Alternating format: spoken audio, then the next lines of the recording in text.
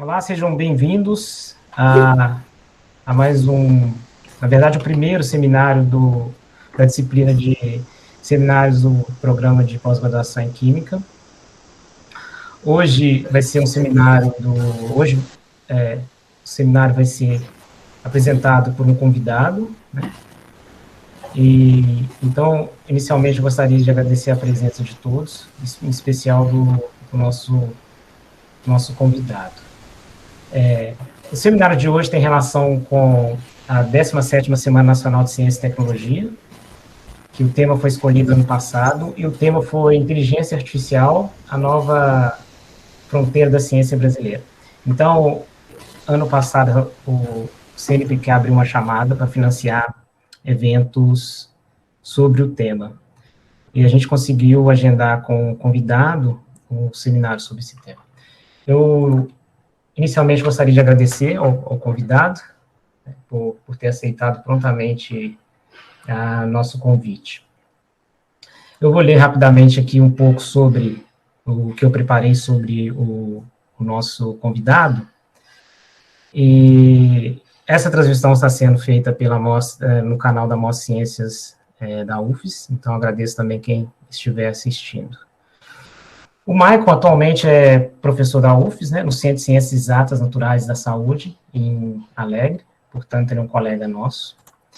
O Michael é graduado em Química, especificamente em licenciatura, na Universidade de Itaúna. Em seguida, ele fez o mestrado e doutorado na UFMG com Química Teórica. No doutorado, o Michael estudou propriedades eletrônicas e estruturais de nanotubos inorgânicos, sob orientação do professor Hélio Duarte. Durante o doutorado, ele fez um estágio na Alemanha, na Jacobs University of Bremen, sob orientação do professor Thomas Heine. E desde então, o Michael trabalha desenvolvendo pesquisas usando a metodologia DFT, Density Functional Theory, e em especial ele está provavelmente trabalha em desenvolvimento de software para automação da parametrização do método SCC-DFT-B, tá bom? O Michael desenvolve código, né, de softwares, então ele tem 2 softwares já desenvolvidos para aplicação do método DFT, que é o FASP, e o DFT-PY, que provavelmente tem alguma relação com Python. E, mais recentemente, ele tem se dedicado a estudar estatística bayesiana, a machine learning, ou aprendizagem de máquina, e otimização global bayesiana. Tudo isso aplicado em métodos quânticos na investigação de propriedades de materiais. Além disso, o professor é entusiasta, né, de programação, desenvolvimento de ferramentas. Ele tem desenvolvido aplicativos para dispositivos móveis com foco no ensino de química. Além disso tudo, né, de uma linha de pesquisa muito interessante e de muito trabalho, o professor Michael é uma companhia agradável, porque é um voraz leitor, e então, toda vez que você tiver a oportunidade de sentar com ele, certamente você vai poder conversar de assuntos profundos e ouvir e poder falar também. Então, é um prazer muito grande receber o professor Michael aqui. E, professor, fique à vontade para falar das suas recentes pesquisas. Marcos, muito obrigado pelo convite, pela apresentação, pelas palavras. É um enorme prazer estar aqui com vocês, com os amigos, colegas da UFES, também alunos e outros participantes, né? Então, o título da nossa apresentação, é Modelagem de Materiais por Machine Learning e Métodos Quânticos, né? Bom, o espaço químico. Nós temos um desafio, né? E o desafio é o espaço químico de moléculas, por exemplo. E esse espaço químico se relaciona, né, com as conectividades dos átomos, né, em torno, formando ligações duplas, também envolvendo tipos diferentes de átomos, de elementos distintos na tabela periódica e assim por diante. Uma publicação na Nature, de 2014, mostra que o espaço químico de possíveis moléculas orgânicas a serem contempladas é de 10 a 60. A estimativa de quantos novos materiais podem ser formados pelos elementos químicos, pegando a tabela periódica, usando as leis de valências química e reatividade, ele é desafiador. E se a gente englobar não apenas os compostos orgânicos, mas também os outros elementos da tabela periódica para formar seus compostos, novos materiais, drogas, etc., o espaço chega a ser de 10 a 100.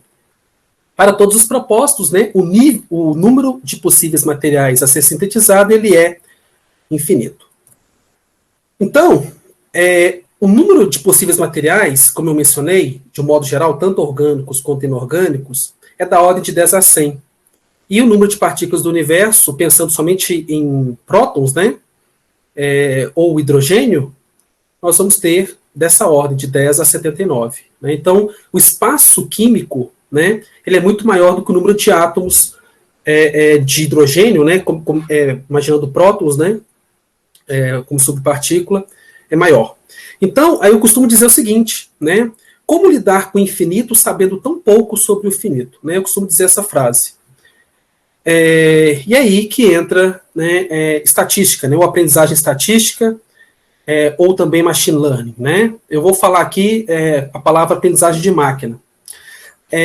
Aqui nós temos alguns estados da arte em termos de avanços, em termos de inteligência artificial, onde o machine learning é uma sub-área da inteligência artificial, ou aprendizagem de máquina, né, é uma sub-área. Então nós temos aqui, por exemplo, o jogo AlphaGo, que tem inclusive um documentário no canal, ele estava no Netflix, e agora eu acho que ele está no canal da DeepMind, que é a empresa que desenvolveu esse algoritmo.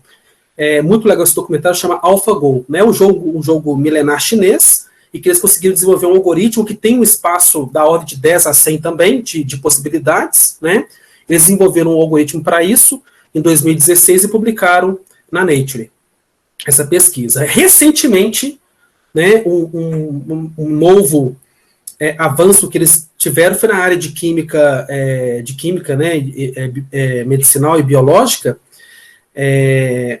e eles conseguiram desenvolver algoritmos de inteligência artificial, né, usando aprendizagem de máquina, né, para prever estruturas de proteína. Também foi publicado na Nature. Uma observação interessante sobre o game AlphaGo, né, que o seu espaço de busca também ele é gigante, sei lá, da ordem de 10 a 130, e uma diferença interessante que eu suponho que fez com que eles conseguissem desenvolver um algoritmo, porque a aprendizagem de máquina, ela requer dados para aprender. Então, nós temos um protocolo de aprendizagem por meio de dados, né, que é onde entra a aprendizagem de máquina. Só que se você não tem dados, fica difícil. E no caso do jogo Go, como também o jogo de xadrez, que tem um espaço, inclusive, de busca menor, a diferença é que a resposta da jogada ela é imediata. Por outro lado, quando a gente lida com ciência, a resposta não é imediata. Você vai num laboratório ou você faz uma simulação computacional e você tem um processo de planejamento, de tentativa e erro, e um orçamento, e uma limitação de tempo e humana também para conseguir fazer o resultado. Então, ou seja, talvez se nós tivéssemos mais e mais dados bem documentados sobre os nossos experimentos, sobre os avanços científicos, talvez a gente consiga fazer ainda, né, uma melhor inteligência artificial. E esse é o grande desafio da atualidade, ter bancos de dados para a gente conseguir minerar esses dados e fazer dali o nosso modelo funcionar. E predição. A ideia da aprendizagem de máquina ou inteligência artificial é predição. Bom, então aqui eu vou agora, em termos de espaço químico, vou delinear 3 problemas que eu vou mostrar aqui, como que eu abordei para resolvê-los, né? Primeiro, nós temos um mineral chamado guetita, né? É composto de hidróxido, óxido de ferro, onde nós temos aqui o azul, os átomos de ferro, esses amarelos são átomos de alumínio, tá? Dopados, e o oxigênio é o vermelho, e o pequenininho azul aqui é o hidrogênio. Nós temos, então, o problema de dopagem. Nós queremos dopar, onde tiver ferro, a gente coloca alumínios. Então, pegando essa célula unitária com 96 átomos, nós temos 24 sítios de ferro, e nós vamos substituir 3 alumínios. Tá? Isso dá um espaço combinatorial de 2.024 possibilidades. E eu quero investigar, a pergunta é, qual que é a distribuição desses defeitos de alumínio se eu pudesse sintetizar e olhar esse material, né, por meio de métodos experimentais? Se isso for possível, como que seria essa distribuição? Nós vamos tentar modelar isso por cálculos computacionais, né? Então, a busca é feita em átomos que substituem outros numa estrutura rígida. Então, o espaço de busca é de 2024. Será que eu tenho que fazer todos os cálculos para conseguir saber qual que é a estrutura de menor energia? Nós vamos discutir aqui o tempo todo, ou grande parte, a ideia de menor energia, né? Essa ideia de menor energia, a gente correlaciona que, se a estrutura ela tem menor energia, né, a gente considera que ela, se a gente pudesse comparar com o experimento, né, ou com a natureza, essa seria a estrutura fidedigna, né, a como seria realmente a elucidação dela e a sua presença na natureza. Essa é a ideia da energia mínima. Então a gente busca por ela. Então a gente tem um problema de otimização global. O segundo problema, cujo espaço químico de possibilidades ainda é maior, é o problema de cluster ou nanopartículas atômicas. Nós temos dois exemplos que nós vamos abordar, que é uma liga de silício com alumínio, né, e de sódio 20. E nesse caso, aqui nós temos um problema combinatorial, né, de substituir um ponto com o outro. Aqui não, aqui nós temos a modelagem de cada um desses átomos aqui, as coordenadas x, y, z no espaço. Então, o espaço de busca aqui, você tem um grau de liberdade de mover esses átomos em 3 direções, cada um deles. Então, o espaço de busca fica muito maior do que 2000. Então, a gente vai desenvolver algoritmos para tentar encontrar essa estrutura de menor energia. A mesma coisa para o sódio 20. Esse é o segundo problema que nós vamos abordar e brevemente discutir. E o último, né, que é o resultado de uma publicação nossa que saiu no Theoretical Chemistry Accounts, no início dessa semana passada, que é um problema que nós também fazemos busca estrutural. Essa linha de pesquisa também é chamada de elucidação estrutural automática, né?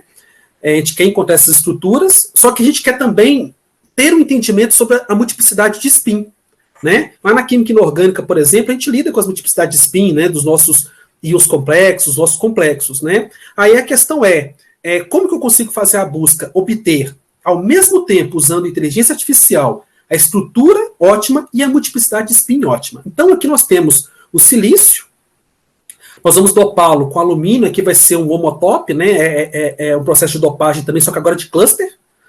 Então, em termos combinatoriais, nós temos 165 possibilidades de substituir 3 alumínios nessa cadeia, nesse cage, né? Nessa gaiola de silício. Só que para cada uma possibilidade de estrutura, né, via dopagem, nós temos essas possibilidades de multiplicidade de spin, 2, 4 e 6. O espaço de busca completo de spin e as dopagens, né, que nos dá uma resposta estrutural, é de 495. Será que a gente consegue otimizar isso e encontrar uma solução com o mínimo de experimentos computacionais possível? Essa é a pergunta. E a mesma coisa, vamos fazê-lo, né, com relação aos spins, para o carbeto de molibdênio. Só que aqui a abordagem não é dopagem, é novamente os átomos descritos no espaço por 3 dimensões, né, cada átomo, o espaço de busca é muito maior. E as multiplicidades de spins possíveis foram 1, 3, 5, 7, 9 e 11. Essas estruturas que vocês estão vendo aqui são os mínimos globais que a gente tem que tentar encontrar. Então aqui nós vamos ter que mexer nesses átomos e também contemplar as possibilidades de multiplicidade de spin. A gente tentar encontrar a estrutura ótima e o spin. Então, os 3 problemas, 1, 2 e 3, que eu brevemente mencionei. Então, para cada configuração ou possível isômero, um cálculo computacional é realizado e a energia é obtida. Então, essa energia vai ser a nossa função objetiva. Função objetiva na linguagem de otimização é aquilo que você quer,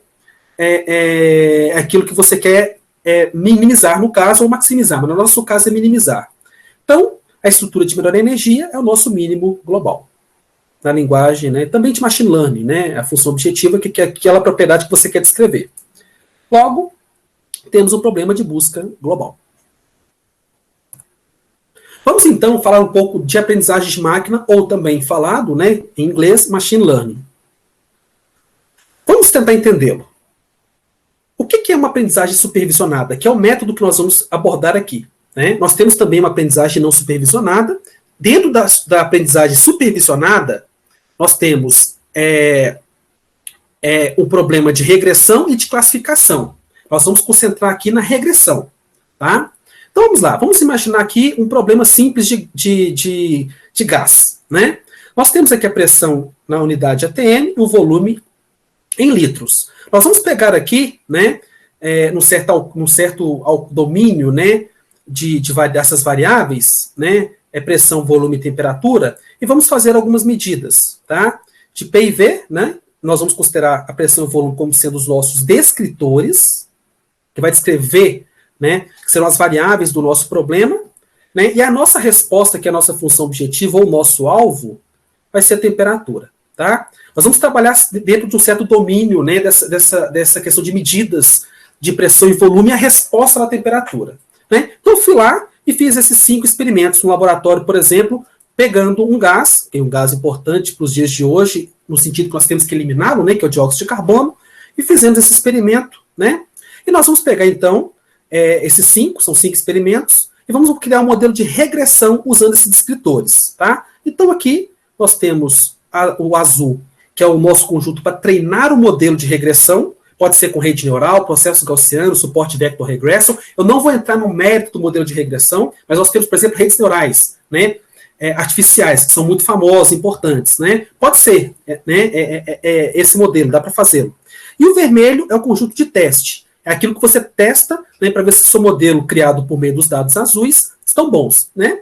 Pronto. Isso que é basicamente machine learning. Só que agora eu quero tentar encontrar a condição experimental que vai maximizar minha temperatura. Qual que é o valor de volume e pressão que eu tenho que ter agora, no próximo experimento, para gastar o mínimo de recurso possível para ter minha temperatura máxima dentro de um certo domínio, tá? Então, nós definimos aqui o nosso problema. Nós temos essa superfície potencial, né, em 3 dimensões, P, V e T, né? E aqui nós vamos ter o nosso máximo, que é a propriedade que a gente quer tentar descrever por meio de aprendizagem de máquina, tá? Podemos, então, usar a aprendizagem de máquina para obter a maior temperatura, né? Então, usando aquele modelo de regressão que eu mostrei para vocês no slide anterior, né, nós vamos, então, tentar prever, né? E essa predição vai ser quando a gente colocar no espaço ainda não observado a pressão de 10 atms e o volume de 30 litros. Quando eu fizer isso, a resposta da minha regressão vai ser essa. Eu vou pegar, veja que eu calculei incerteza, que é o desvio padrão, né? Eu vou pegar e vou medir isso no laboratório. Quando eu medir isso no laboratório, eu vou ter o valor exatamente da minha temperatura máxima, que é 3.500 Kelvin, se não me engano, ou próximo disso, tá? Então, nós conseguimos prever aquilo que não foi medido ainda no laboratório. E isso vale para laboratório mesmo, né? Como também vale para experimentos computacionais, simulações ou modelagem computacionais. Então, o que a máquina aprendeu com esses 6 dados? Porque nós tínhamos 5 iniciais e mais um experimento. Ao todo são 6, que define essa superfície potencial. Ela aprendeu a equação de Van der Waals para um gás real, somente olhando para os dados de medidas. Tá? E essa é a superfície, tá? De Van der Waals.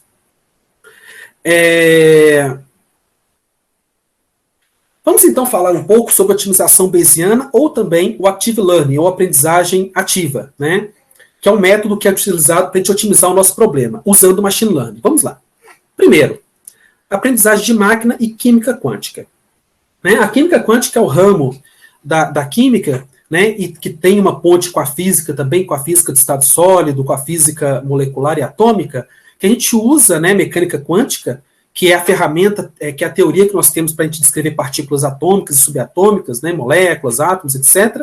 Então, nós temos o campo de química teórica que se dedica a moléculas e sólidos, né? Então, a gente pega as teorias físico-químicas, né, da química teórica, né, e elas são implementadas em códigos computacionais que ficam disponíveis para serem rodados em supercomputadores. Esses supercomputadores vão calcular essas moléculas e vão me dar propriedades, dentre elas a energia total, para você poder fazer comparações e estudar estabilidade, por exemplo, né?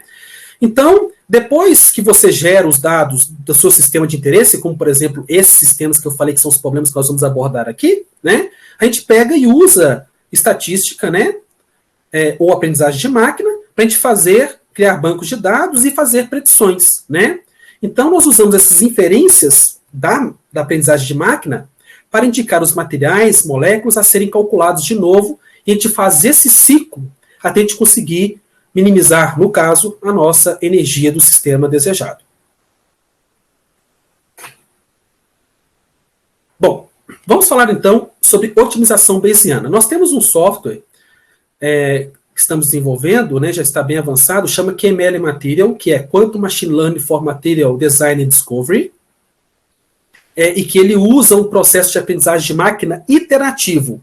Ele vai fazendo, criando dados, e iterativamente vai abastecendo esse banco de dados, fazendo modelos de regressão, melhorando eles e aumentando a capacidade de predição para encontrarmos a nossa energia mínima. Então vamos lá, como que funciona esse ciclo, né, desse algoritmo?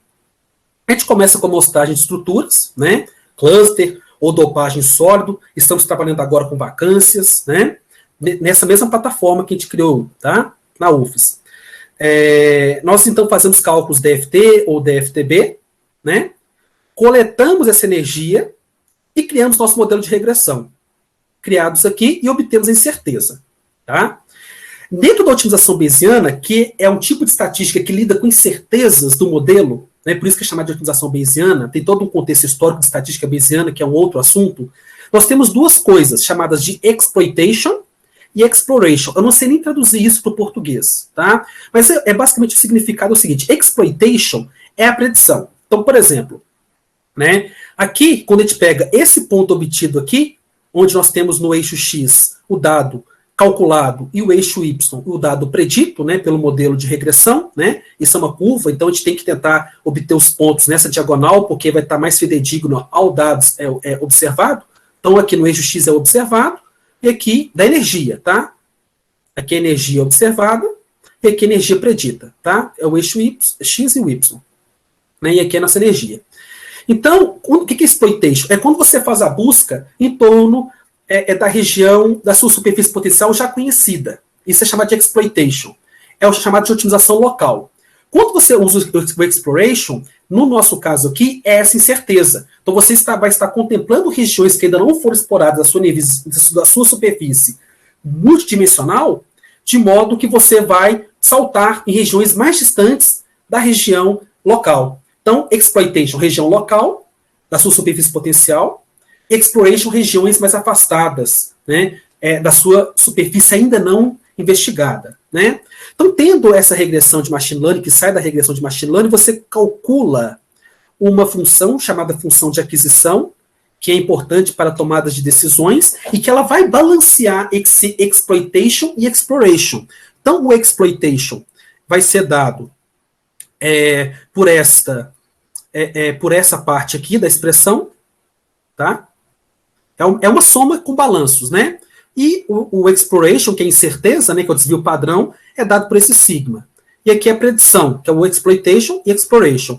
E aqui nós temos funções, né, distribuição radial e probabilidade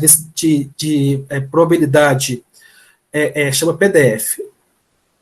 É probabilidade de densidade da função, uma coisa assim, esqueci agora. Então, você, calculando esses termos estatísticos, você consegue ter uma função de aquisição para tomada de decisão. Então, você vai pegar todas as suas estruturas, o seu material, naquele espaço que ainda não foi contemplado, que a gente chama de espaço não observado, e você vai usar esta função para ranquear. Aí você ranqueia. Aquela estrutura que tiver, ou as estruturas que tiverem maior melhoria esperada, que é chamada de melhoria esperada, esse aqui, né, você escolhe elas, e elas serão importantes para você ir lá e fazer um novo experimento computacional, né, ou uma simulação. Aí você pega, obtendo mais, por exemplo, mais 5 novos cálculos, você abastece o banco de dados. Se o seu banco de dados inicial era 100, agora ele vai ter 105, aí você vai lá, faz novos cálculos, treina novamente o modelo, então você faz mais 5 escolhidos pela melhoria esperada, aí você vai ter 110 e assim por diante, né? Então você vai o tempo todo abastecendo esse ciclo e aumentando o seu dado, né? E com isso, aumentando a probabilidade de encontrar o mínimo global.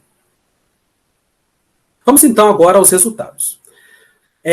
Estrutura e estabilidade da guetita modificada, né, foi publicado no Journal of Molecular Modeling ano passado.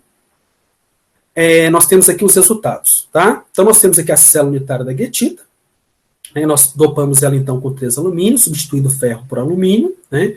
O espaço de busca é esse. Nesse caso, nesse estudo, nós fizemos um benchmark. Nós fizemos os 2024 cálculos, porque a gente estava aprendendo a metodologia, a gente tinha que ter uma referência. Logo, a gente sabia qual era o mínimo global, aquela configuração de dopagem que resultava no mínimo global, né? E aí a gente começou a trabalhar com o algoritmo de otimização bayesiana ou aprendizagem ativa, né, como é chamado também, para a gente tentar encontrar com o mínimo de cálculos possíveis, sem ter que computar sempre os 2024 cálculos, né, ou as possibilidades estruturais de dopagem, a gente tenta criar um algoritmo para tentar, começando com poucos cálculos, estimar qual vai ser de melhor energia. Então, a gente começou com 100 configurações aleatórias, né, que é esse ponto zero aqui.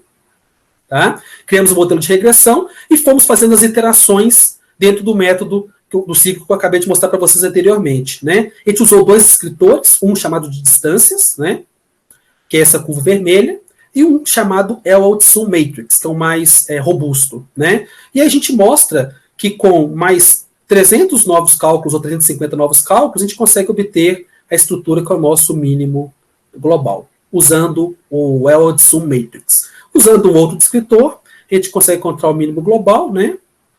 O mínimo global com mais 700 cálculos, tá? E no final, acaba que com mais ou menos 30% de avaliações completas de cálculos, né? A gente consegue encontrar o mínimo global, a gente tem uma economia, então, de 70%, né? Se a gente fosse fazer todos os cálculos, tá? Então, essa que é a ideia da otimização. Bom, então, aprendido sobre aquele problema inicial, né? Que é esse que eu acabei de mostrar, nós fomos para problemas mais desafiadores, usando também, né, a implementação do QML Material, né, no software, que é aquele ciclo que eu acabei de mostrar para vocês. Só que agora para clusters, tá? Para clusters. Então vamos lá, né? Nós temos dois problemas. A liga de alumínio com silício, tá? E o sódio 20. Aqui nós temos o resultado para o Al4 Si7 e aqui para o sódio 20. Nós obtivemos aqui o sucesso acumulado como função do número de novos cálculos. Esses novos cálculos são feitos usando softwares computacionais, né? Como, por exemplo, usando o método DFT, né? Ou o método DFTB, por exemplo. Tá? Nesse nosso caso aqui foi o método DFTB. Tá? Então, vamos explicar o que é o sucesso acumulado. Como esses algoritmos de otimização global, eles são heurísticos, logo, eles também usam aleatoriedade, né?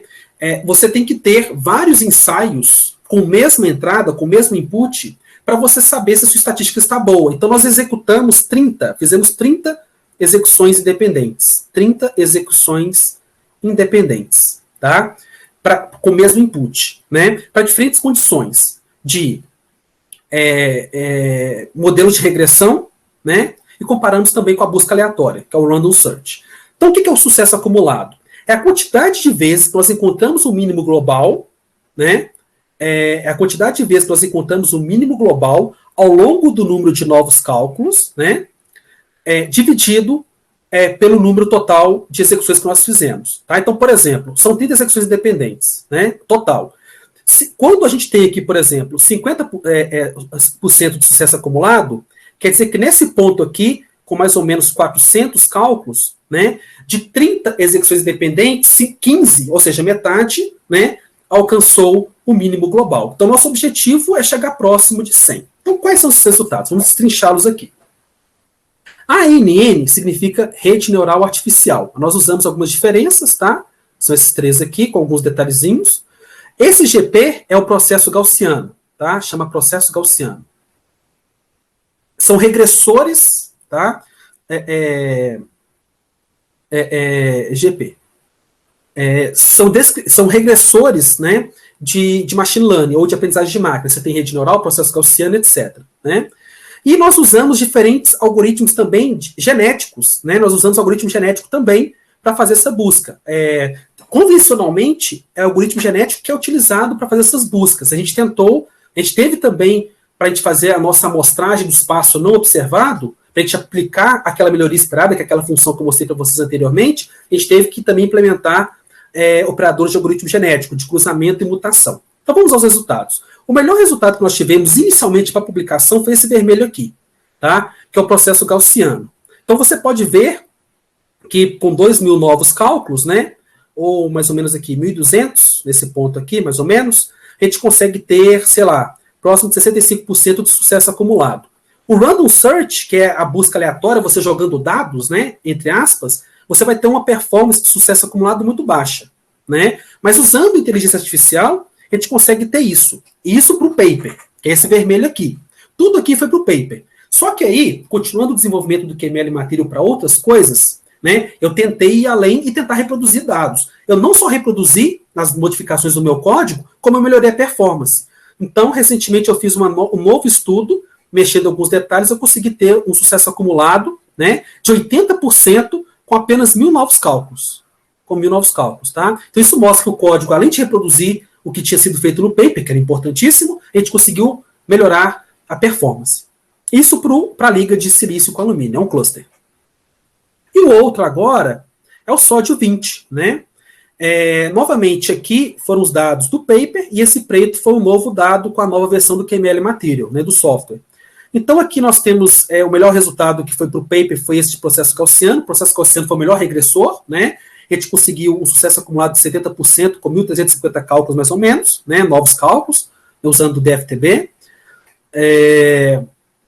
E mexendo em alguns detalhes de algoritmos com novas implementações de operadores de algoritmo genético, que é o crossover e o RETL, a gente conseguiu alcançar quase 100% de sucesso acumulado. Uma melhoria muito grande na nova versão do nosso software. Tá? Então, esses são os resultados para esse problema, que é o segundo problema que nós ficamos para discutir.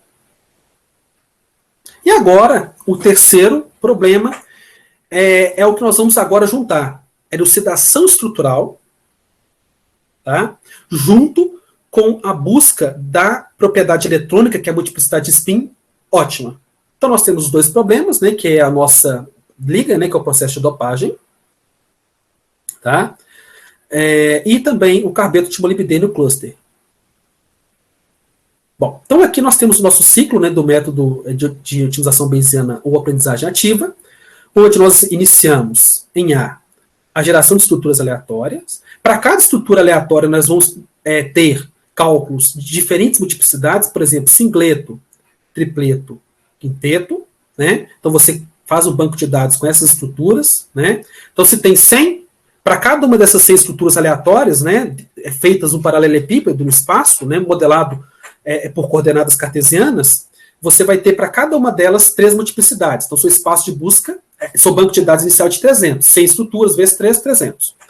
Aí você faz o cálculo, né, e já tem, então, a relação entre a estrutura e a energia. E ainda tem a multiplicidade. Só um detalhe. Quando eu mostrei para vocês a parte do que era a aprendizagem de máquina, usando o exemplo de um simples gás de Van der Waals, dentro do modelo de Van der Waals do gás real, o descritor nosso era pressão e volume. Nesse nosso caso aqui, no caso estrutural, o nosso descritor, eu esqueci de mencionar, que vale para a guetita, em caso de dopagem, e também para o sódio, para o alumínio com silício, tá? Vale para todos esses aqui. O descritor é uma relação entre a estrutura e a energia. Então, se você tem essa estrutura aqui, você vai ter um descritor que calcula a relação tipo carga de Coulomb entre os núcleos, né, envolvidos e as distâncias entre esses átomos e gera um vetor com isso, com vários números. Tá? Tem vários tipos de descritores, né, que você pode ter, né, tem bibliotecas para isso, a gente usa uma biblioteca específica interfaceada com QML Material.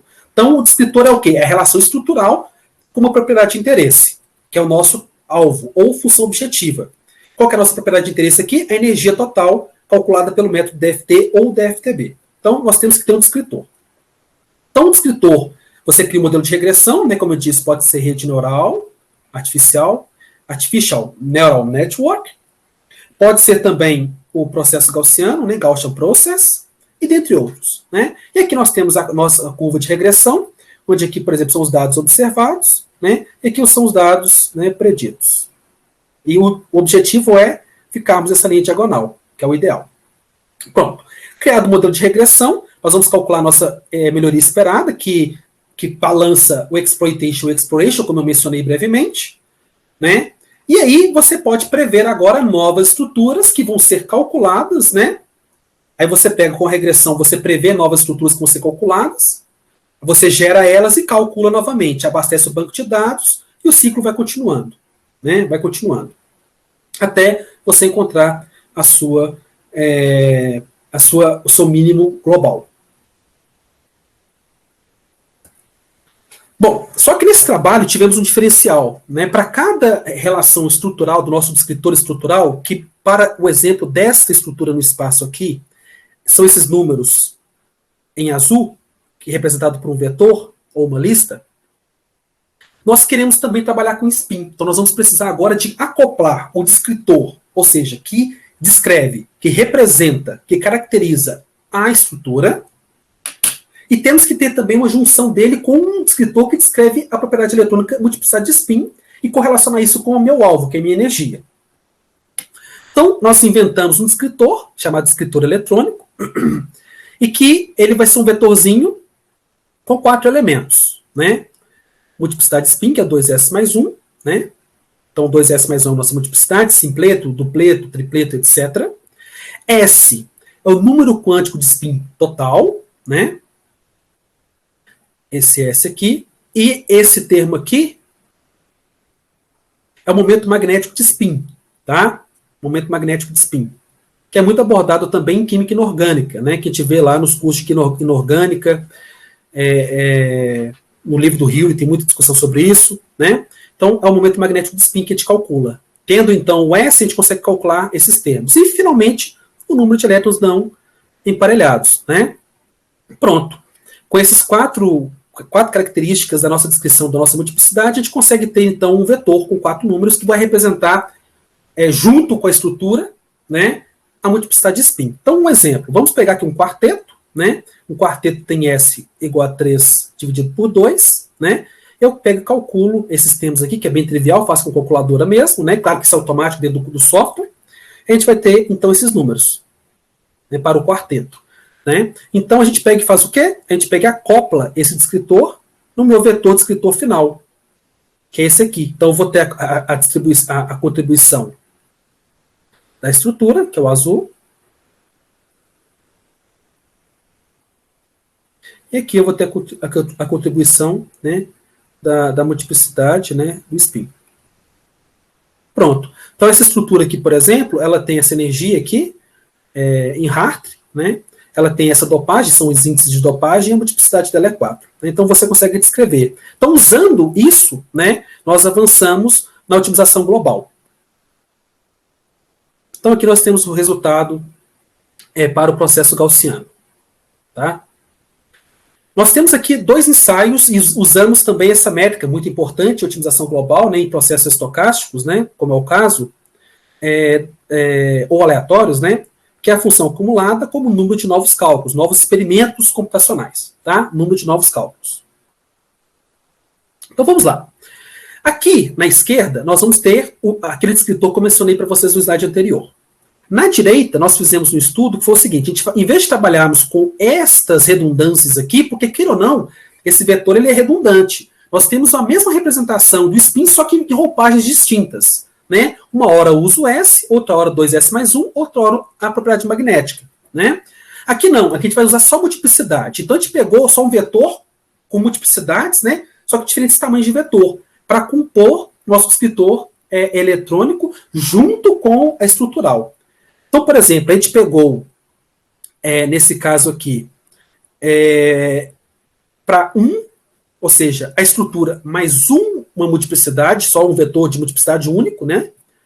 Aqui, um outro vetor de dimensão 10, 20 e 30. Então, a gente variou esse vetorzinho para a dimensão 1, 10, 20 e 30 e vimos o resultado, que são esses que estão aqui. Usando o processo gaussiano, que é um regressor, como eu mencionei para vocês. E fizemos também isso aleatório, jogando dados, para a gente comparar, para ver se a gente está tendo um algoritmo de fato inteligente ou simplesmente aleatório, né, estocástico. Não, ele é estocástico, mas ele tem uma inteligência, né, para a gente maximizar a função acumulada, né, que é o nosso objetivo aqui. Então, bom, e aqui não, aqui nós usamos o processo gaussiano e alguns ensaios extras. Então, por exemplo, nós usamos o descritor, então um descritor que nós trabalhamos que chama MBTR, tá, que é Many Body Tensor Representation, um descritor da estrutura.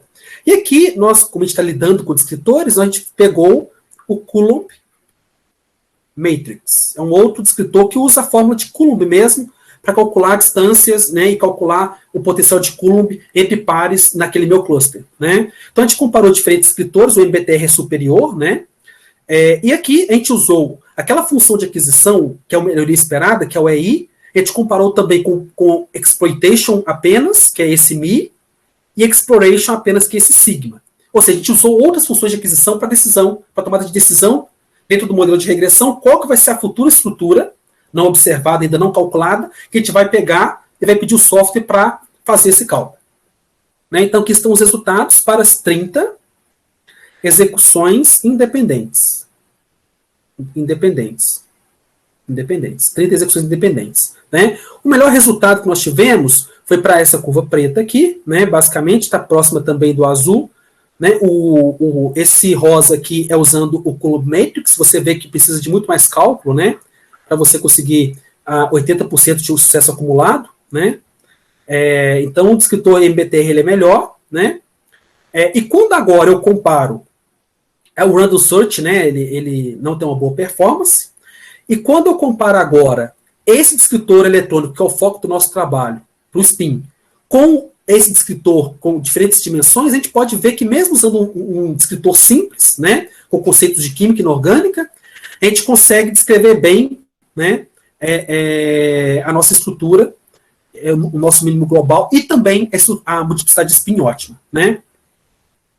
Então, aqui é o preto, né, o vermelho é quando a gente usa um vetor com 30 dimensões, apenas contendo a informação da multiplicidade. Aqui nós fizemos, das 30 execuções independentes, a gente pega apenas uma, para a gente ver o perfil, né, dos saltos do SPIN com relação ao número total de otimizações locais. Aqui é o nosso banco de dados inicial.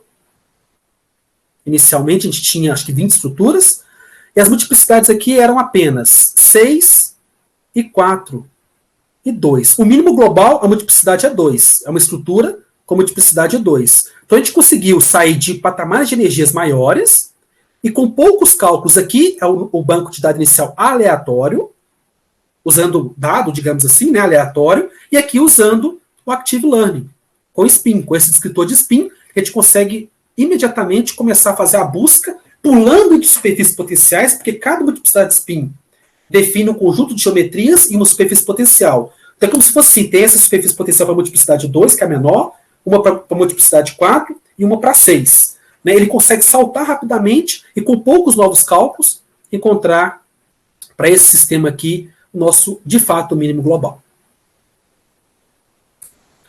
E agora fizemos o mesmo estudo para um problema ainda mais desafiador, que é o carbeto de molibdênio, usando também processo gaussiano. Né? Aqui nós fizemos apenas 3 execuções independentes, uma vez que a metodologia já estava validada. Né?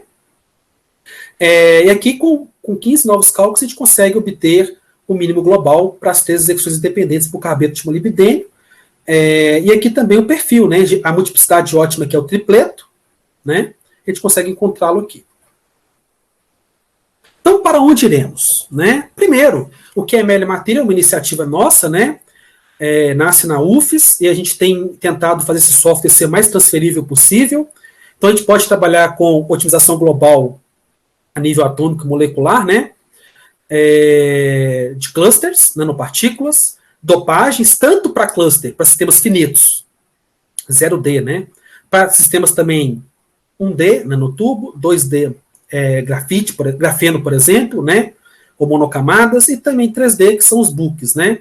Então, a gente pode trabalhar com dopagens também. Temos agora a funcionalidade de vacância, que a gente está tentando validar agora para publicar, né. Então, essas 2 funcionalidades que a gente já tem artigo publicado, né, a gente está avançando, já está implementado tudo isso, a gente está validando. Né. Uma outra funcionalidade é processo de adsorção.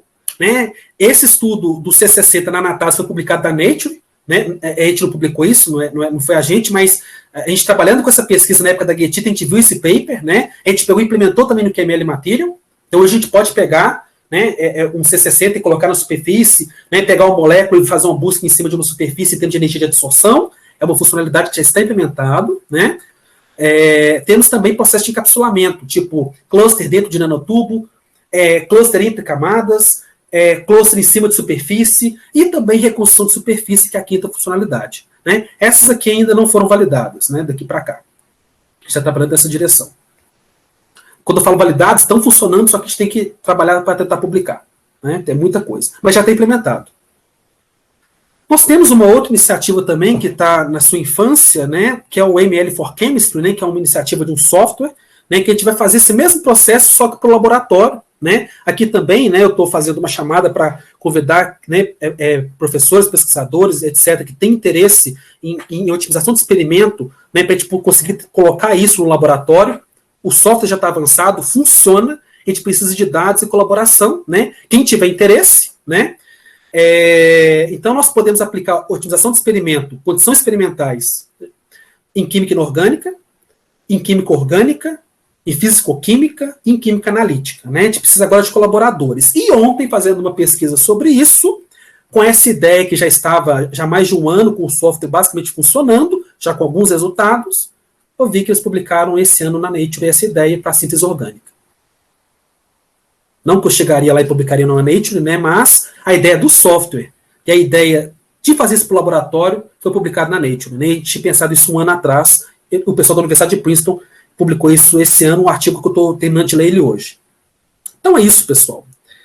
Eu gostaria de agradecer, né, a UFES, a FAPES, que também financiou esse projeto, os colaboradores, o professor Denis Salahub, da Universidade de Calgary, né, que tem trabalhado comigo também nesse projeto, com sua equipe, o meu colega, amigo, né, colaborador, Maurício Chagas da Silva, que está em Nancy, na França, na Universidade de Lorraine, e também os professores Patrícia e Andrés Costa, de Sinvestav, que é o Instituto de Pesquisa no México. Né?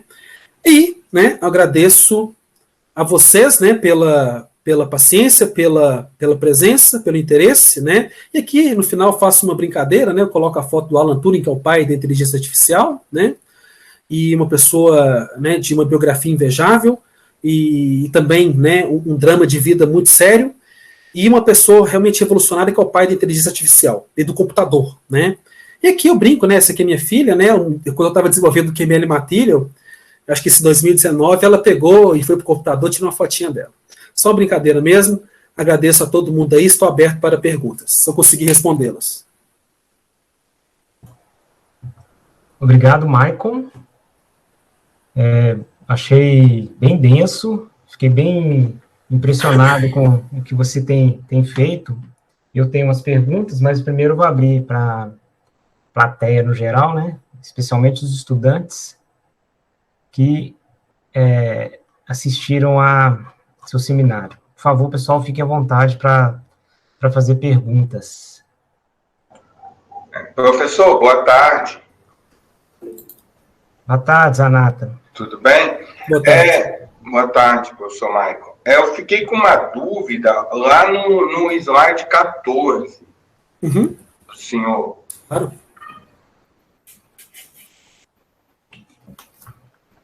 Sim. Que o senhor falou assim, né, que nessa aprendizagem supervisionada dessa máquina, que ela aprendeu a calcular a equação de Van der Waals e que ela chegava a um infinito, né, na questão dos cálculos aí da incerteza, e aí o senhor falou que ela chegou a medir o valor exato. Essa questão da exatidão é que eu fiquei com dúvida, né? Porque toda medida ela infere ali um erro. Aí eu fiquei com dúvida nessa questão aí de ter sido calculado um valor exato. Tá bom? E obrigado, professor, pela palestra aí, pela apresentação.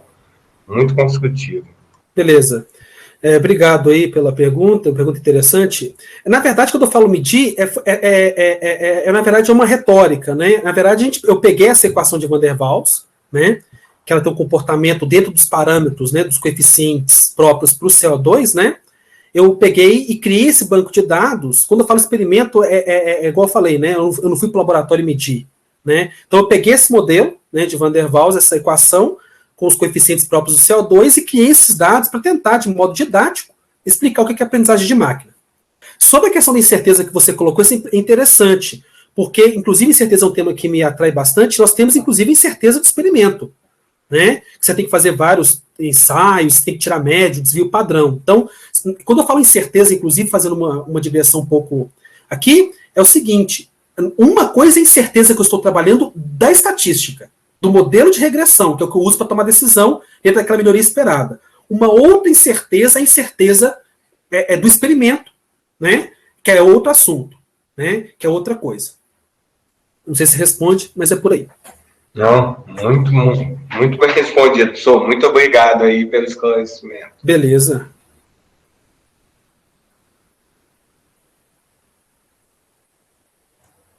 Sânia, quem levantou a mão? Perdão. Eu Sânia. mesma. Sânia. Boa tarde, professor Maicon, parabéns. Muito obrigada, né, por ter compartilhado com a gente sobre esse tema, né, que eu achei bem interessante. E eu fiquei curiosa, o senhor já viu aplicações dessa aprendizagem de máquina na área de petróleo? Na área de petróleo? Isso. A área de petróleo é uma área gigante, né? Depende especificamente do que você fala. Mas provavelmente deve ter, né? Então, por exemplo, a aprendizagem de máquina e essa otimização bayesiana, né? Ela pode ser usada também, por exemplo, para processo de otimização, né? Inclusive na engenharia química, né? Que provavelmente deve ter algum processo em petróleo. Pronto. Com relação a especificamente química, vou pegar um certo nicho, né? Catalisadores, por exemplo, né? Para algum tipo, né? De adsorção, né? Talvez, né? De petróleo, né? Uma coisa assim, né? O projeto que eu tenho com o pessoal do Canadá, se não me engano, as nanopartículas de óxido de sério, são nanopartículas que têm já patentes que envolvem esse material para catálise em petróleo. Então, a gente está tentando fazer exatamente, usar esse método de otimização bayesiana para estudar nanopartículas e a sua estrutura, né, e a multiplicidade de spin ótimos, né, para entendermos o mecanismo do processo catalítico envolvendo nanopartículas catalíticas, né, de óxido de sério. Então, tem espaço para aplicar, né? Eu nunca fiz uma revisão aprofundada, mas com certeza deve ter, né? E é muito promissor, inclusive, levarmos essa pesquisa para a área de petróleo de um modo geral, seja na parte experimental, seja na parte de mecanismos, né, de processos que ocorrem na química do petróleo. Eu agradeço, eu achei bem interessante mesmo, por isso que eu quis perguntar. Obrigada, viu? Nada. Boa tarde. Mais alguma pergunta? Por favor. Isis, por favor. Boa tarde, professor. Sim, parabéns boa tarde. pela apresentação. Obrigado. Bastante conteúdo, mas muito bem explicado. Fiquei bem feliz com essa apresentação. Eu sou aluna do professor Arlan. A gente também está na linha da química teórica aqui, da modelagem molecular, dinâmica. Adorei o título, esse medidor, sucesso acumulado. Achei muito legal sobre quantas vezes achamos o mínimo global, né? Uhum. De execuções. Adorei esse nome. Eu não sei, eu não tive a oportunidade ainda de ler o paper, mas a escolha da liga de silício e do carbeto de molibdênio tem algum motivo especial? Não tem motivo especial, não. Tá? Excelente pergunta, né? A liga, vamos lá. A liga, né, de silício aqui, o carbeto de molibdênio é um sistema em que o pessoal do Canadá, né, tem feito, né, tem feito, né, então eles têm trabalhado com o carbeto de molibdênio. E o sistema envolvendo as ligas de alumínio com silício, né, são sistemas que nós trabalhamos também com outros colaboradores, né, então a gente criou um certo conhecimento nesses sistemas que foram interessantes para validar a metodologia. Então essas pesquisas, elas vão mais de encontro, né, que eu fiz aqui até o momento, é de validar a metodologia, e eu usei esses sistemas para validação, né, não especificamente uma elucidação daquelas moléculas, né? Claro que esse software, essa metodologia que a gente está trabalhando, desenvolvendo, vai servir, né, para estudar sistemas, né, e entender mecanismos de moléculas e de clusters e de sólidos, né, sofisticados e tal. Mas nesse caso aqui, é mais mesmo para validar a metodologia. Ok, muito obrigada. Beleza. Muito obrigado, Isis. Mais alguém quer participar, por favor? Eu não coloquei os links do artigo aqui, ô Marcos. O pessoal está pedindo. Sabia que o Vanderlan ia perguntar. Ô, Michael, já faço propaganda sua para o professor Vanderlan há bastante tempo. Boa tarde, Michael. Deixa eu colocar aqui para você me ver aí. Bom, obrigado aí, o Marcos, né, por ter mandado o convite. E parabéns, Michael, aí, pela apresentação. Sua apresentação foi bastante didática. Gostei bastante, né? Eu tenho algumas questões que eu gostaria de discutir com você, se for possível. Por exemplo,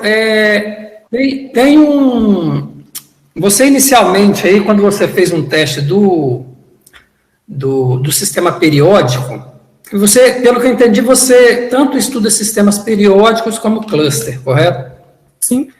E aí, no sistema periódico que você comentou inicialmente, se eu não estou equivocado, você diz que você parte de 100 configurações iniciais. Exato.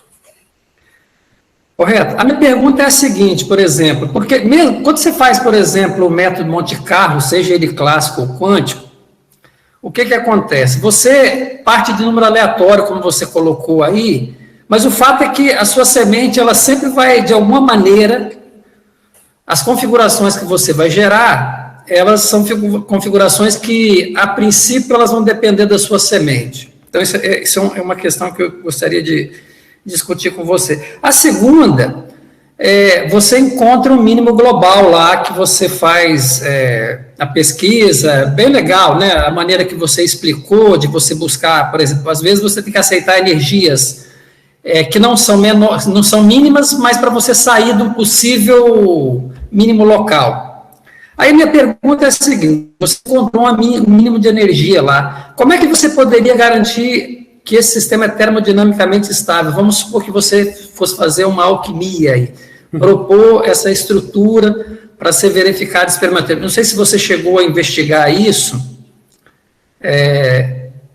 Bom, sim, inicialmente seria isso aí que eu queria. Excelente pergunta, né? Quando eu falo a energia e estabilidade, eu falo para tentar trazer de um modo mais didático, mas pegando, de fato, o rigor, né? Sendo rigoroso, eu não posso dizer isso, porque eu tenho que contemplar, né, a questão das funções de partição referente à parte eletrônica. Eu tenho que ir para estatística, mecânica estatística, né? Teríamos que fazer, talvez, diagramas de fase, né? Teríamos que então, ter a função de partição para a parte eletrônica, né? Para a parte vibracional. No caso sólido é Phonon, né? Não tem parte rotacional em sólido. Então, a gente teria que fazer um estudo, realmente, dessas funções de partição, né? Para a gente calcular, por exemplo, a energia de Gibbs disso. Aí sim eu posso falar qual que vai ser aquela configuração mais estável. Correto. Então, quando eu falo estabilidade, é uma questão, né, didática, né? Talvez exista uma grande probabilidade de apenas investigar a energia total ser realmente a mais estável, né? Mas, sendo rigoroso, teria que calcular função de partição para obter energia livre de Gibbs, que é muito abstrato, né? Muito abstrato fazer isso. Isso você não implementou ainda, a princípio. Não, isso na verdade é porque é o seguinte: uma coisa é o software, que é ML Material, ele faz interface com outros softwares. Então, a minha função de resposta, a minha função objetiva, que é a energia, ela vem de um outro software de terceiros. Né? Então, se eu tenho um software de terceiro, né, um software de outro grupo de pesquisa, e que me solta essas propriedades calculadas, eu posso usar no meu software tranquilamente. Ah, entendi. Entendeu? Essa interface, para que depois que você buscasse essas configurações, por exemplo, você tentasse caracterizar via essas propriedades, sim. Como você falou, a parte vibracional, a parte de fonos, no caso de sólidos. Né? Isso. Uma coisa que eu fiquei na dúvida é o seguinte, Michael, vamos supor que você encontrasse duas... Agora, voltando, quando você coloca a parte de spin lá, ficou bastante interessante, a parte de spin com a configuração, como é que você iria decidir por uma estrutura? Você encontra duas estruturas e que tem a mesma multiplicidade, e vamos supor que a energia fosse a mesma, ou muito parecida. Como é que você escolhe qual das estruturas, a princípio, você usaria para dizer que seria a estrutura que representaria, que estaria associada àquela multiplicidade que seria o mínimo de energia. Sim. Esse processo de aprendizagem ativa ou otimização bayesiana, no caso você vai ter duas, então, com estruturas muito próximas e multiplicidades distintas, e energias muito próximas também. No caso, a gente faz a predição, né, e a gente faz a predição para calcular. Então a gente usa o machine learning não para prever, tipo, fez a predição, acabou, resolvemos. Não. Ele faz a predição usando a incerteza, que é o exploration e exploitation, para qual dessas outras duas, das duas, preditas que a gente vai computar. Então você computa uma, aí na hora que eu computar a segunda, mesmo com a diferença de energia bem pequena, num outro ciclo ele vai encontrar aquela de menor energia. Então o método tem essa sensibilidade, porque ele é decisão. É como se fosse assim, eu tenho 100 estruturas na minha frente. Né? A questão o método faz assim, eu tenho 100. Qual dessas 100 que vai ter maior probabilidade, quando eu for lá e fazer o cálculo dela, eu vou ter minha propriedade de interesse melhorada. É isso que o método faz. Então, ele não é somente predição. Ele é predição e também execução para tirar a prova. Pode ser que ele prevê uma estrutura dessas 100 que ficou horrível, mas ele abastece ela no banco de dados para aprender e vai para as próximas, depois do próximo ciclo. Não, entendi. Tipo densidade, né? Você, mesmo que não seja boa, mas você usa para fazer o passo seguinte. Exatamente, exatamente. É interessante. Com relação à questão da multiplicidade, você faz uma busca por estrutura e depois que você tem essas estruturas, é que você implementa a multiplicidade ou você faz concomitantemente? É ao mesmo tempo. É porque é o seguinte, eu crio um banco de dados inicial, vamos supor, com 20 estruturas. 20 estruturas. Eu sei que para cada uma dessas estruturas, eu vou ter 3 multiplicidades, por exemplo. Então, se eu tenho 20, então meu banco de dados é com 60. Eu crio um modelo de regressão com esse descritor, que contempla a estrutura e o spin. Então, no descritor, eu tenho informação de ambas propriedades, a estrutura e o spin, e correlaciono com a minha energia calculada. Aí, beleza, então está calculado, eu tenho um modelo de regressão. Agora, meu modelo pode tomar decisões para os próximos cálculos. Aí, eu tenho que conseguir, com esse banco de dados de 60, propor o espaço não observado. Aí, eu tenho que fazer um processo de operadores de algoritmo genético, para pegar essas 20 geometrias, cortar ela com cruzamento ou mutação, para gerar, sei lá, 500 estruturas não observadas, né, por operadores de algoritmo genético, que está implementado também no QML Material, aí eu vou ter 500. Aí eu tenho 500, agora, com aquela minha aprendizagem, com as 60 iniciais, eu vou falar, dessas 500, quais são promissoras, dentro da minha aprendizagem com 60, vão ser promissoras para eu fazer novos cálculos e conseguir encontrar a minha solução global. Então, é assim que é o método, tá? Então, ou seja, para tomar decisão, o algoritmo dentro do QML Material, ele tem também que gerar o espaço não observado. Né, que também são outros parâmetros para otimização global. Então, é muita informação, é muita coisa dentro do software. Legal, show. Parabéns aí de novo. E eu achei muito interessante você ter primeiro aplicado o sistema para o caso lá da dopagem, né? Porque daí você varre todas as estruturas para depois buscar coisas... Isso. Porque o projeto, ele nasce da ideia de modelar defeitos. A gente sabe que sólido, né? E o Marcos, que é especialista em cristalografia, sabe que defeito é o que faz o material ser interessante. Sim. Né? Seja vacância, seja dopagem. Né? Então, eu queria criar uma metodologia para conseguir auxiliar, inclusive, os experimentalistas, junto com cálculos teóricos, para a gente tentar entender mecanismo de distribuição de defeitos. Então, começa com dopagem, agora a gente está trabalhando com vacância, e depois, no futuro, os dois. Vacância com dopagem. Né? Aí, depois disso, vem para a ideia para cluster, né? E a gente está tentando colocar mais funcionalidades do software. Né? Sim. Legal, parabéns aí de novo aí pela apresentação e pelo trabalho. Obrigado. Muito obrigado, Vanderlan. Caio, você quer fazer uma pergunta, Caio? Uma pergunta pela live do YouTube. O Gustavo Prado perguntou qual é o custo computacional desses métodos. Sim. O Caio, obrigado pela pergunta, e o Gustavo, né? Bom, primeiro, o Active Learning, eu nunca fiz um estudo, um teste exaustivo, né, com relação ao tempo que ele gasta para fazer essa busca, né, em cada ciclo, ou seja, criar os modelos de regressão. Não é demorado. É coisa de, sei lá, 10 minutos, né, ele já faz a regressão toda e toma a decisão. Ou até menos que isso, depende do tamanho do sistema. Só que aí, que é o ponto, que é o gargalo. O nosso gargalo, ele não está no machine learning e no método QML Material. Ele está no cálculo DFT ou DFTB. No caso do método, né, DFT ou DFTB, como eu estou usando o DFTB, é muito rápido. Então, assim, uma otimização local deve gastar, sei lá, 2 minutos. Né, muito rápido. Porque o método DFTB é um método aproximado. Se fosse com DFT, talvez levaria, né, sei lá, uns 8 minutos cada um, porque o sistema é pequeno. Mas o nosso gargalo mesmo são os métodos DFT e DFTB. O software mesmo, QML Material, ele é relativamente rápido. Claro que tem espaço para otimização do código, que eu não entrei nessa ainda, né? Que ainda não foi necessário. Mas, por exemplo, eu já estou trabalhando com o QML Material para tentar ver se ele consegue resolver nanopartículas com 40 átomos. Está caminhando. Então ele consegue, eu acho que lidar com sistemas até 60 átomos, né?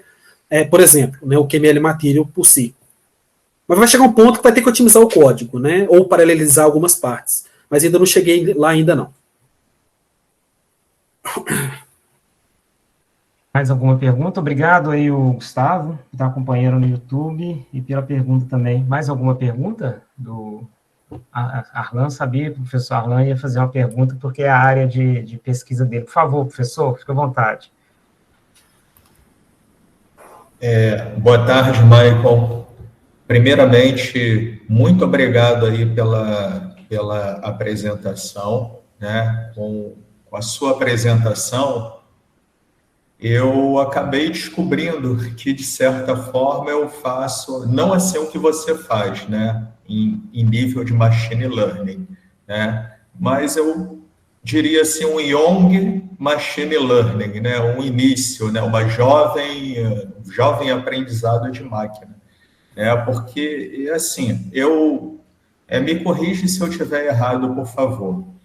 Por exemplo, no caso desses nanomateriais, né, seria uma pergunta aqui, praticamente não há graus de liberdade. Pelo que vejo, me parece ser uma permutação e ou planejamento fatorial e ou correlação entre átomos de ferro, átomos a serem dopados e algumas propriedades estruturais e eletrônicas. Seria mais ou menos isso? Sim, para o caso da dopagem, seria exatamente isso. Seria combinatorial ou permutações, exatamente isso. Tá? Então, isso no caso das dopagens, seja para o cluster, seja para essa guetita que está projetada na tela. Eu gosto muito dessa área de programação, né? Eu costumo dizer que por trás de um grande computador há um grande programador, né? Porque o primeiro programa, né, que eu fiz na minha vida foi em Basic, no MC1000, eu tinha 10 anos de idade, e meu pai, né, que na época usou aqueles computadores gigantescos, né, de tamanho de geladeiras, né, na UFRJ, enquanto você perfurava os cartões, outro inseria os cartões e, finalmente, o outro imprimia os resultados. E meu pai, que me iniciou, basicamente, nessa área da informática, ele falou o seguinte, olha, o computador é uma coisa, digamos assim, entre aspas, burra, né? É por isso que eu costumo dizer que por trás de um grande computador há um grande programador. Porque Sim. Quando a gente cria um código, de certa forma, a gente está ensinando o computador a pensar, entre aspas, né? E aí, com a sua apresentação, eu descobri, né, inclusive tem um capítulo de livro publicado agora em 2021, em colaboração, que basicamente o que a gente fez? A gente pegou hidrocarbonetos e mediu as energias de interações, né, hidrocarbonetos de vários tamanhos, 3 alcanos, né, em particular, com 3, 4, 5, 10 átomos, e aí a gente mediu a energia de interação entre os dois, né, e foi afastando um do outro e medindo a energia de interação. E fez a correlação com a temperatura de ebulição. E a correlação, o R2, né, deu quase 0,99, né?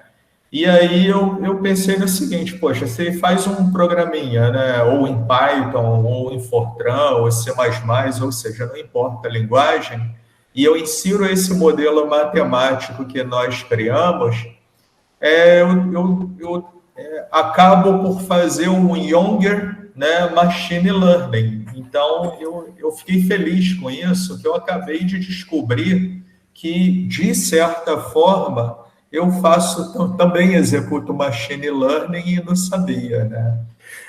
Mas é exatamente isso, né? Primeiramente, obrigado aí pelo comentário e pela questão da computação, né? Exatamente, Machine Learning simplesmente, né, apesar de toda a propaganda que acontece na mídia, que é muito comum do pessoal da computação, né? São muito marqueteiros, o pessoal da computação, com todo respeito, mas Machine Learning simplesmente é regressão, né? Grande parte disso é regressão. Ah, bacana. E aí eu só tenho mais uma pergunta, o Michael, né? Você utilizou, né, nas suas estruturas metálicas e ou dopadas, né, moléculas com poucos graus de liberdade, né, ou praticamente 100 graus de liberdade. E no caso, assim, um caso mais complicado, de acordo com o próprio paradoxo de Levi-Tal, né, como é o caso de enovelamento de proteínas. E ainda assim, só para complementar, né, um ponto aí, né, até uma crítica construtiva nessa nossa área de modelagem molecular, até para quem trabalha com proteínas, é que eu costumo dizer aos meus alunos, quando eu dou a disciplina modelagem molecular, é que quando se fala em mínimo global, no caso de enzimas, é uma coisa ruim.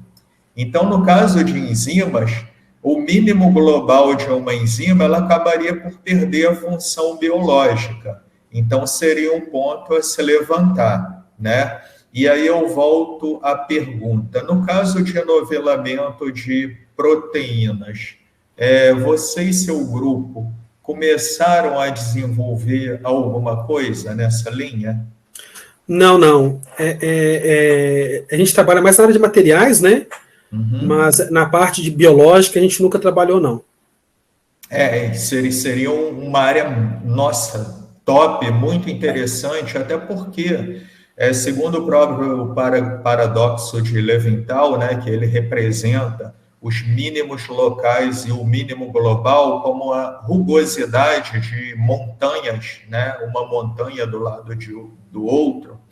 Computacionalmente, para se alcançar o mínimo global ou uma estrutura perfeitamente enovelada, de acordo com a cristalografia de fração de raio-x, no melhor de todos os computadores, a gente levaria milhões de anos, né? E aí tem alguns algoritmos, né, alguns modelos matemáticos importantes para a gente contornar esse problema, como o GSA, Generalize Simulate Annealing, né? Então, segue aí como sugestão tentar entrar em contato. Ele é grego, né? Ele é lá do CBPF. Eu estou tentando lembrar o nome dele, um físico bem famoso. Nossa Senhora. Agora eu esqueci o nome dele, né? Mas ele já é professor aposentado do CBPF, professor emérito, né? E ele trabalhou com Generalize Simulate Annealing, e eu acho que ele não teria problema em disponibilizar o código dele, né? Que aí, a partir disso, acoplado ao seu código, quem sabe a gente não conseguiria, né, chegar a um programa para estimar, né, uma proteína enovelada, um peptídeo enovelado num curto período de tempo. Né? Bacana. Então, obrigado pela dica. Achei muito bacana. Obrigado aí e parabéns mais uma vez pela apresentação. Obrigado aí pela discussão, pelos comentários. Por favor, Caio, vai em frente. Aparentemente tem mais uma pergunta. Mais um comentário do YouTube. O Júlio Rocha mandou: Michael, parabéns pela palestra. Eu cheguei um pouco atrasado, mas ainda assim gostaria de saber como se determina a dimensão do descritor. A dimensão do descritor é excelente pergunta aí, obrigado, Júlio. A dimensão do descritor, por exemplo, usando o MBTR, que eu mencionei no momento aqui, ou até mesmo a matriz de Coulomb, ela vai ser do tamanho, deixa eu pensar aqui, ela vai ser uma matriz, né, depois você vetoriza ela, do tamanho do número de átomos, né, se não me engano. Então, se tem 11 átomos, né, vai ser uma matriz 11 por 11, por exemplo. Né, então, nosso vetor seria isso, né, 11 por 11. Então, é o número de átomos multiplicado, ou seja, o número de átomos ao quadrado do seu sistema. Mas é claro que você pode também, no caso, por exemplo, de dopagem, né, você pode também pegar isso para os clusters, né? Ou melhor, isso para os clusters. Mas no caso de dopagem, você pode, inclusive, fazer algumas restrições, pegar apenas uma parte do espaço, aí você consegue diminuir um pouco esse espaço também, se for necessário. Então, basicamente é isso, né? É o número de partículas que você vai querer calcular ao quadrado. Obrigado, Júlio, aí pela participação. Mais alguém, por favor? Só um detalhe, eu lembrei o nome do físico, é o Constantino Tissales. Tissales. Tissales, isso. Beleza, obrigado, Arno. Eu que agradeço. Alguém mais com a pergunta? Deixa eu ver aqui no chat. Alguém que ficou com vergonha? Não temos. Mais alguma pergunta? Por favor, alunos. Eu tenho perguntas, hein? Ô Maicon, eu fiquei pensando aqui, como que você escolhe da onde que o seu algoritmo vai aprender? Porque isso é uma decisão importante também, né? Como que a gente escolhe como ele vai aprender? Como assim? Vamos supor, se você trabalhando com a Getita, você não vai pegar um banco de dados de pequenas moléculas para ele aprender sobre os parâmetros geométricos. Sim. A gente pega o seguinte, por exemplo, no caso da Getita, né, a gente pega, por exemplo, vai no Mincrist, né, um site com dados cristalográficos, a gente gera o CIF, essas coisas todas, e cria as coordenadas em XYZ, né, e no caso da Getita pura. Pronto. Aí eu tenho um software que ele pega e faz aleatoriamente, ele cria aleatoriamente as estruturas, né, que vão compor o meu banco de dados inicial, só que é aleatório, não tem nenhuma inteligência, digamos assim. Aí uma pergunta, mas ela segue vamos supor, ele não vai colocar uma ligação muito maior do que o possível real. Você tem um threshold aí para... Tem, exatamente, a gente pode controlar isso. No caso da dopagem não precisa porque é simplesmente substituição. Mas no caso do cluster, né, que tem grau de liberdade que fica num paralelepípedo, a gente tem, a gente define um paralelepípedo mesmo, né, o tamanho dele, e a distância mínima que os átomos vão poder ficar próximos quando você sorteia dentro dessa caixa, dentro desse paralelepípedo. Então, é isso. Aí você faz isso aleatório, calcula, aí você começa com um banco de dados com estruturas muito ruins, a partir daqui você cria um modelo de regressão, tem nos hyperparameters o modelo, e começa o ciclo. Então, tudo inicialmente aleatório. E você sabe de alguém que consegue varrer... Porque a gente tem vários bancos de dados. Tem vou citar os escalográficos, porque é um tema que é muito caro para mim, né?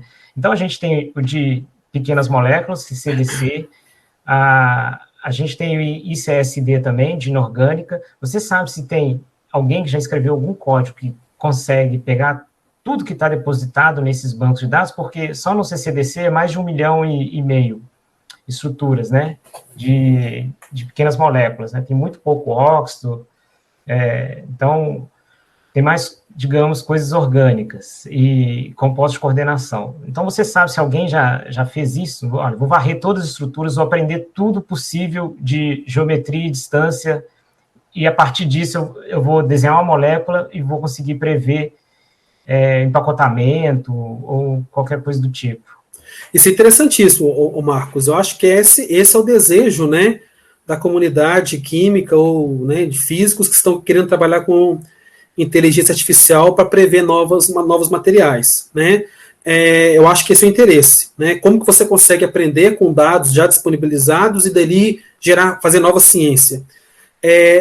Eu não sei se existe, né, em particular para esses bancos de dados que você está falando, mas já está nascendo, já há alguns anos, iniciativas, né, de documentações de resultados experimentais, né, de várias correntes, por exemplo, seja dados síntese, seja dados também cristalográficos, espectroscopia, etc., para exatamente podermos usar a máquina para aprender com esses dados. Então, um deles é o Material Project. Então, um projeto, né, chama Materials Project, que lá você vai, inclusive, encontrar dados cristalográficos, né, também que tem cálculos de DFT, por exemplo, né, de sólidos. Eu não sei se tem necessariamente essa parte cristalográfica em específico desses bancos de dados, mas já tem projetos nessa direção. De criar realmente um banco de dados, né, uma API, por exemplo, inclusive interfacear com software, né, para poder minerar esses dados aí, já tem projetos, mas eu nunca vi em particular para esse seu problema. Isso o que é mais interessante é que, porque a gente alimenta, né, os experimentais alimentam os bancos e entrega isso para vocês minerarem e conseguir fazer predições, né, e enfim.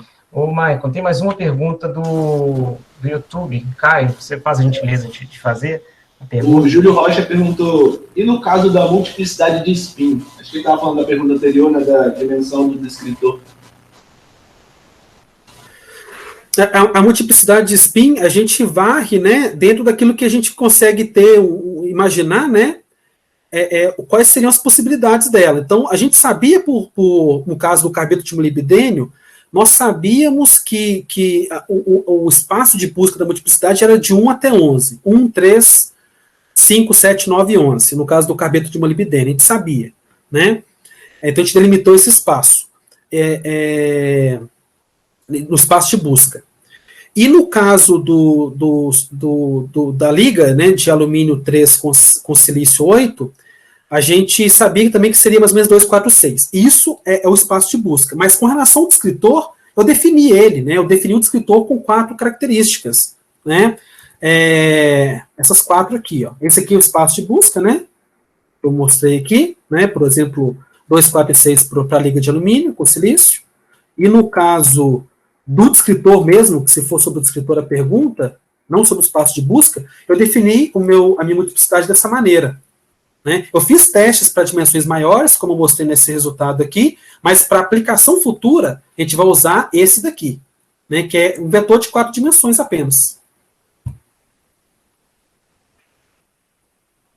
Muito obrigado, Júlio. Aí você imagina, Marco, as possibilidades que se abrem, considerando que os acoplamentos podem ser alguma coisa que não seja só antiparalelo ou paralelo, né?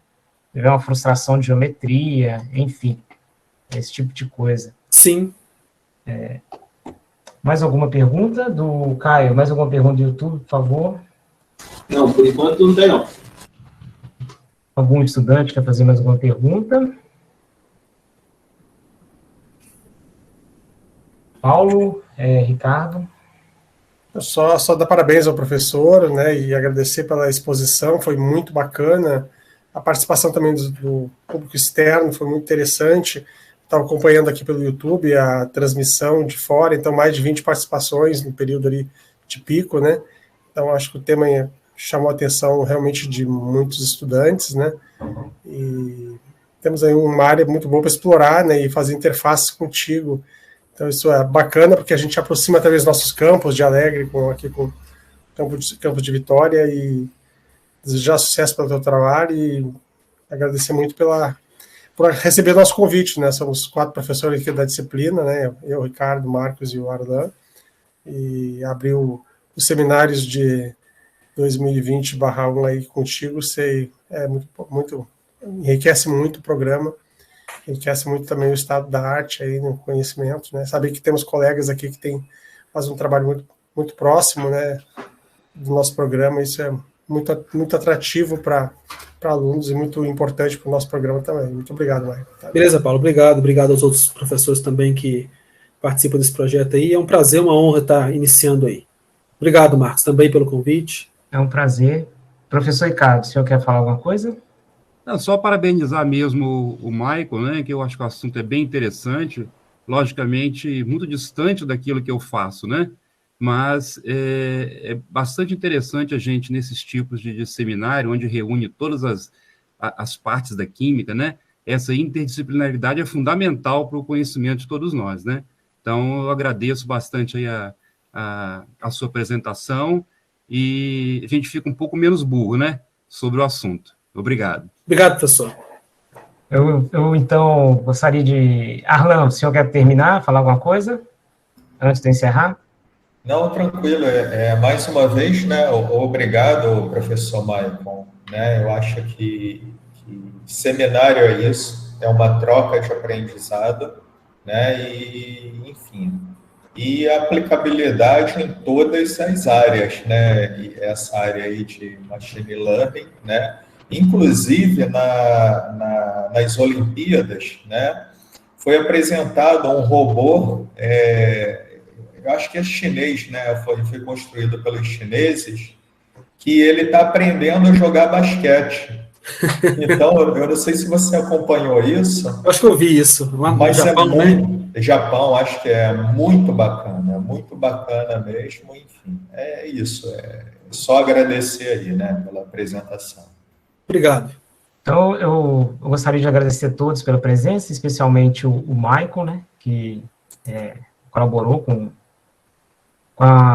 essa pequena contribuição dele no sentido de ajudar a gente na Semana Nacional de Ciência e Tecnologia, mas que foi fundamental porque